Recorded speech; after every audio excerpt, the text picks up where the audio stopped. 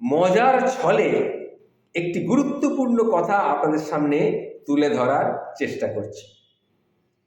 স্কুলে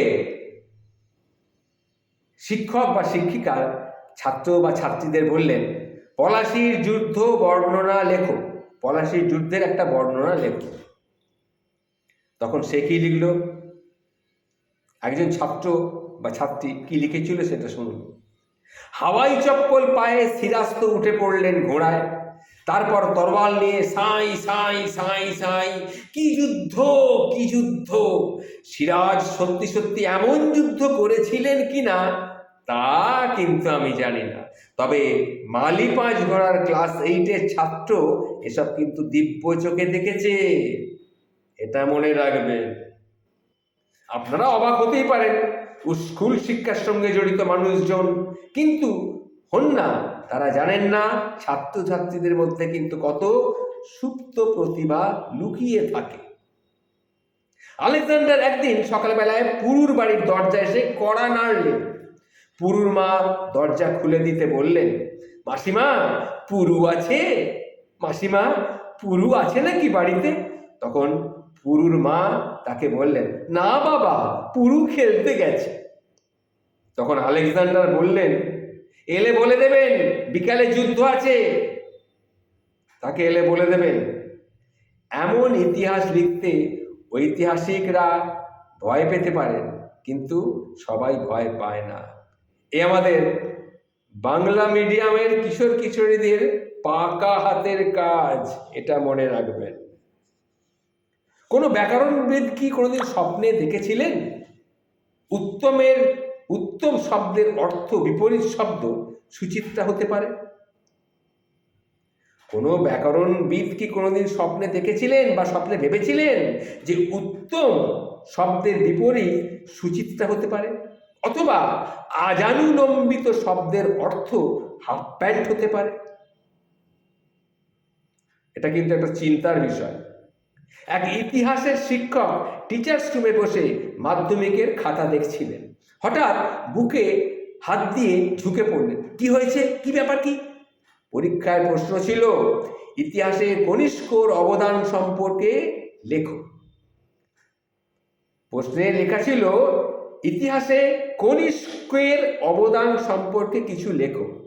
তা কি লিখেছেন সেটা শুনুন। ছেলেরা লিখেছে ভালোই, সুন্দর হস্তাক্ষরে গোটা গোটা অক্ষরে লেখা, মাথা থাকতেই কনিষ্ক এত কিছু করেছেন, মাথা না থাকতেই কনিষ্ক এত কিছু করেছেন। আর যদি মাথা থাকতো তাহলে না জানি আরো কত কিছু করতেন।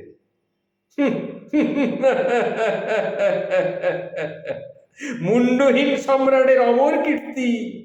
এটা শুনে বেচারা শিক্ষক প্রায় বুকে ব্যথা উঠে গিয়েছিল, তাই তিনি বুকে হাত দিয়ে ঝুঁকে পড়েছিলেন। আচ্ছা, আরেকটা প্রশ্ন, বৃষ্টির ছায় অঞ্চল মানে কি? এই প্রশ্নটা এসেছিল। বৃষ্টির ছায় অঞ্চল মানে কি? বৃষ্টির ছায় অঞ্চল মানে ছায়ার মধ্যে বৃষ্টি। সেটাই বা কতজন পণ্ডিত জানেন?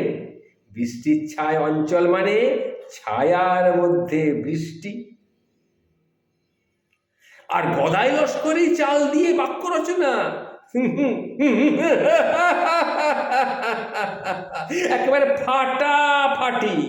বাজারে অনেক রকমের চাল আছে, কিন্তু গদাই লস্করি চালের কিন্তু জবাব নেই।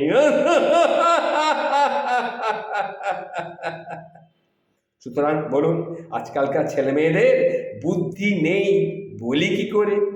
এক বুদ্ধিমান ছাত্রীর কাণ্ড দিয়েই আমি আমার বলাটা শেষ করব। ড্রয়িং পরীক্ষায় বেড়াল আঁকতে দেওয়া হয়েছে।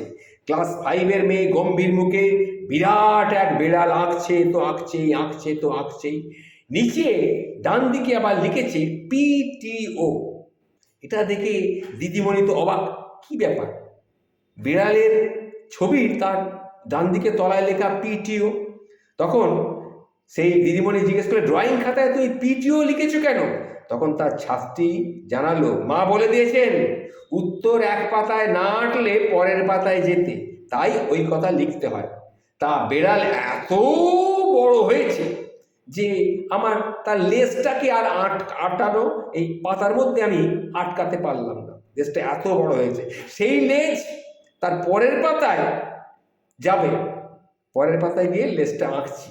তাই পিটিও লিখে পরের পাতায় মনের স্বাদ মিটিয়ে আমি লেজখানা আঁকবো, এইরকম ভাবনা আমার।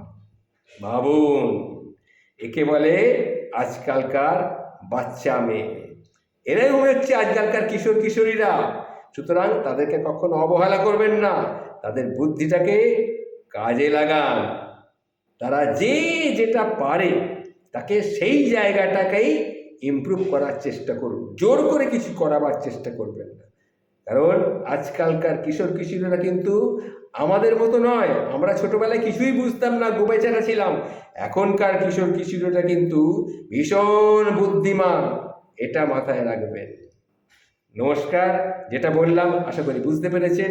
সবার সন্তান সন্ততিদের আপনারা যথাযোগ্য তাদেরকে জায়গা মতো পৌঁছে দেওয়ার জন্যে চেষ্টা করবেন।